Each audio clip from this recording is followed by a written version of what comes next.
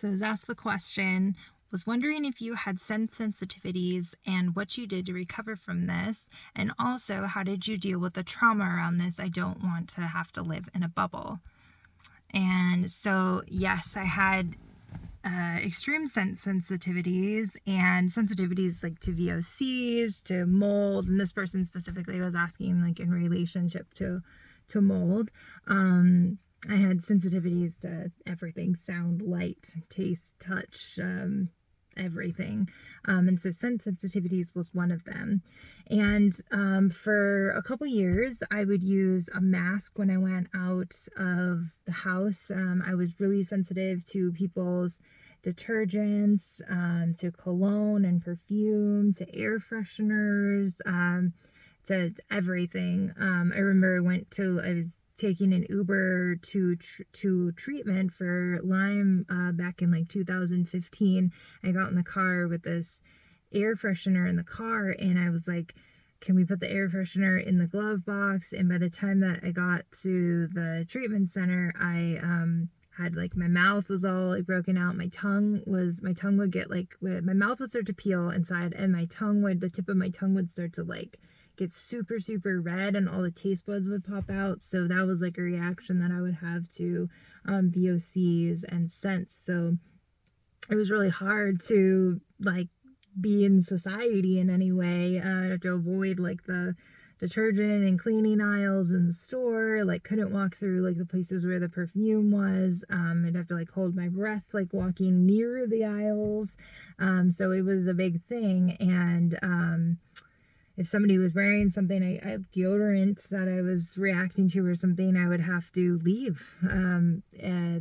Somebody sprayed something in a house, like before I was in there, I'd have to leave. It was really isolating, among the other sensitivities I was having. That I was living, in noise canceling headphones, and I was wearing dark sunglasses. And so it was all super, super isolating. And yeah, it was traumatic. And like, there's a lot of medical trauma around that, and it wasn't easy.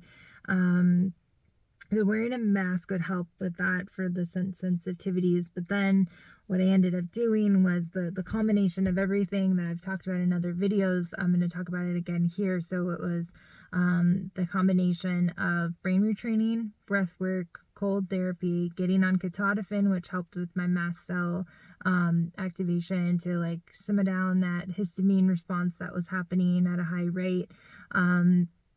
And I was doing energy work. I was on an Ayurvedic diet that was the right diet for balancing out what was going on in my body at that time. Even with the small amounts of foods that I was able to eat, I was able to choose from those as I was starting to add food back in.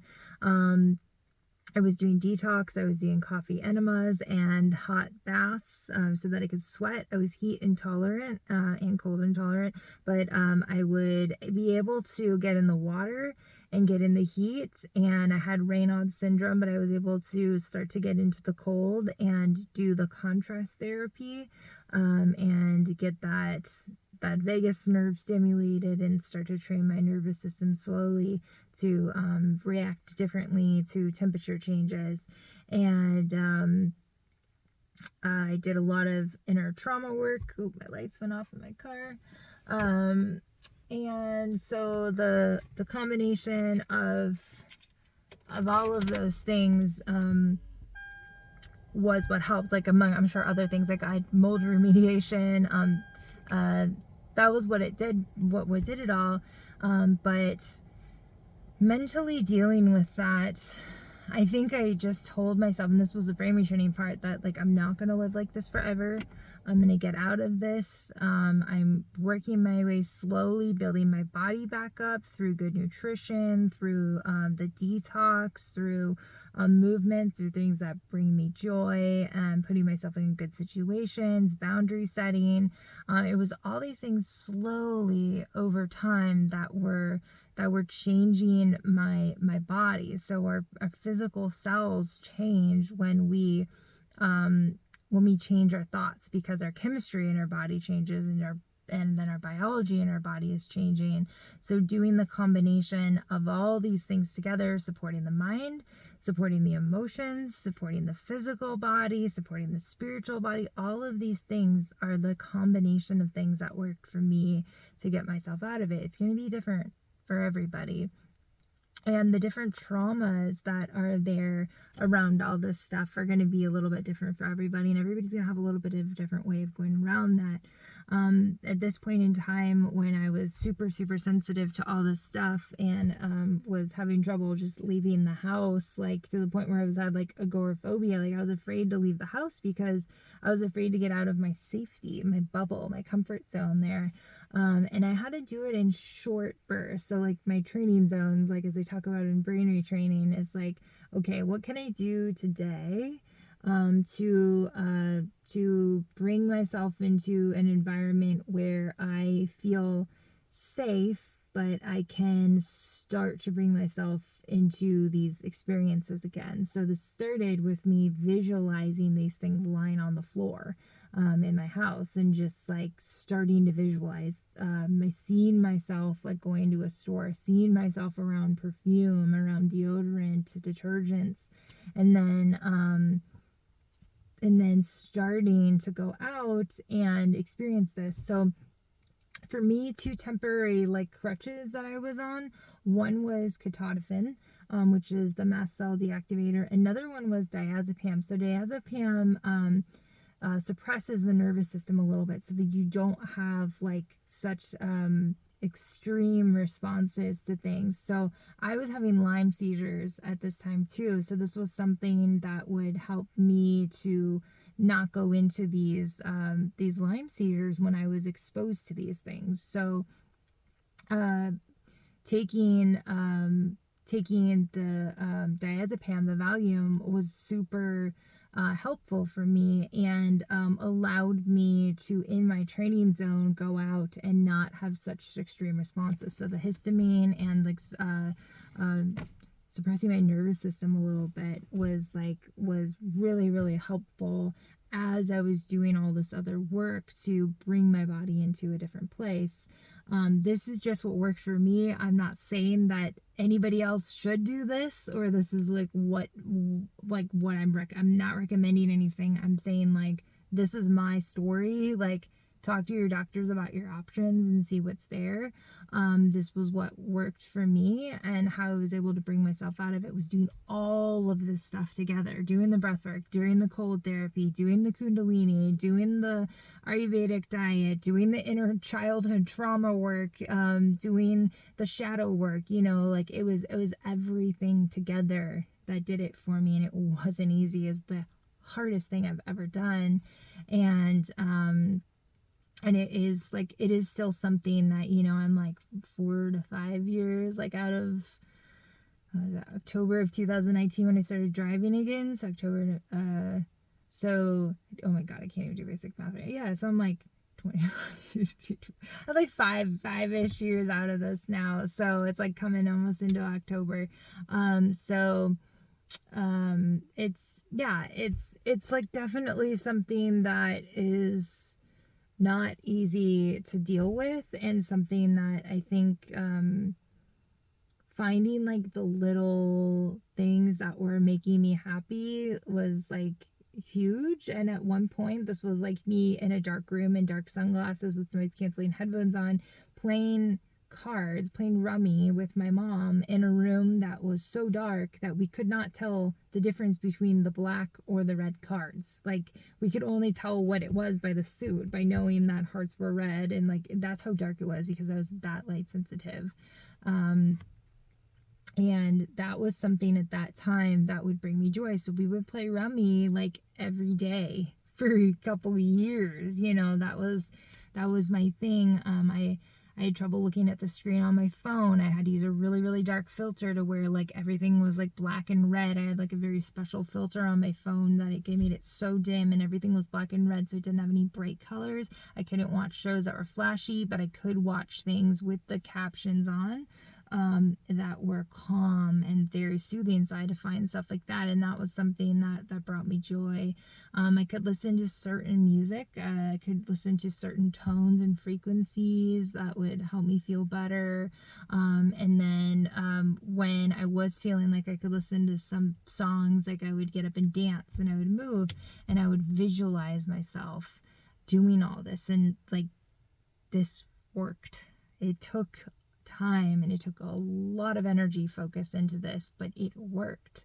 I got myself out of that. And of course, I'm still human. I still have things going on. I still, I was getting headaches the last couple days. And, I still have things like a living organism, with the busy life and a lot of things going on. But I am totally out of the experience that I was in for over a decade. So, it is absolutely possible to get out of this and to move yourself through it. It's finding the little things that work for you, finding the little brain retraining exercises that work for you, finding the crutches, like mine was, Valium, and was specifically diazepam by a specific manufacturer. That was the only one that worked. And the antihistamine, the ketotifen, and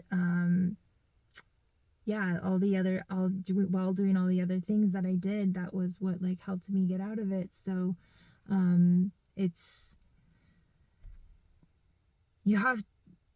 I had to tell myself that I knew that I was not going to live like this forever, that I was going to absolutely get myself out of this, and that I gave myself no other option. I'd been, on and off bedridden for 10 plus years. So I was like, I have no other option. Like, I've tried everything that like we could find to treat the Lyme, to help with fibromyalgia, which was the diagnosis before that, to help with them when we found out about mold, like everything in between, all the other diagnoses, all the other things that I had happen. And so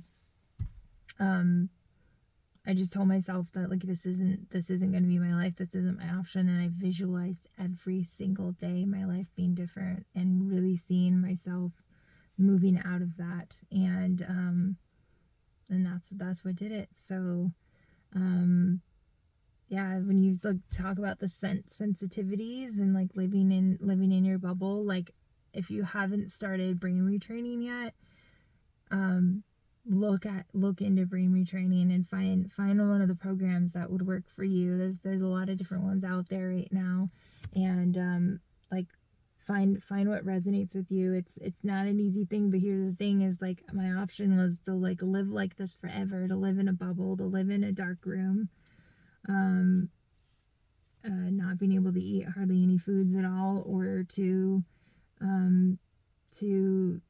do that every day regardless of the pain and the frustration and the yeah, it was a lot. It was a lot. And I still use these practices today, and they're still like, even when I got my whole body back, but there's other things I'm working towards now, and there's still frustration in that, going forward. And, like, okay, I'm going to go back to these practices, like I can do this. And it's really finding what works for you, finding the joy in your day, and, yeah, finding the little things that keep bringing you up, because you want to keep bringing that mood up even when it's really hard to do so, and even when you feel like you're hitting walls. Like it's gonna you really believe it's gonna start happening. I feel like I keep repeating the same thing, but that's like, it's true, it works. It's finding what works for you. And like when I talk to different people, when I'm working with different people as a brain retraining coach, it's like everybody has their little things that we fine tune and say like, okay, this is obviously not working for you. Let's like skip this, drop this. We're going to totally change this, revamp this, and do it a different way. Like, what is it that lights you up? What is something that's fun? What brings you joy? And we bring the brain retraining into that. So that's what it is finding those little games in it and allowing yourself to like enjoy those those moments. I hope this helps. I know there's no easy answer to this. If there was, then like it would be, healing would be something that everybody could get out of. It's finding what works for you. Like, what is it that, why did you get sick? Like, what was not working in your life? What are you noticing, your patterns and your timelines that weren't working? And how can we change that? How can you change that and find the things that are working for you? What are the things you have to drop in life, and what are the things that do work? So just finding that for you. And I'm going to stop here because I'm 15 minutes into this. I feel like I'm rambling. I really hope that helped and that answered a question. That it's, yeah. All right. Well, if you're curious and reaching out to me, you can find me on Instagram at kimbers.new.frequency. Or my website, kimberlyharder.com. Please comment down below in this video if something resonated with you about this, or if you have any questions, or if you'd like me to go into further detail about something. Like, sometimes I feel like it's like there's such a big question, I'm just like not sure on specifics to ask or to answer. So yeah, please like let me know down below, and I will see you in the next video. Bye.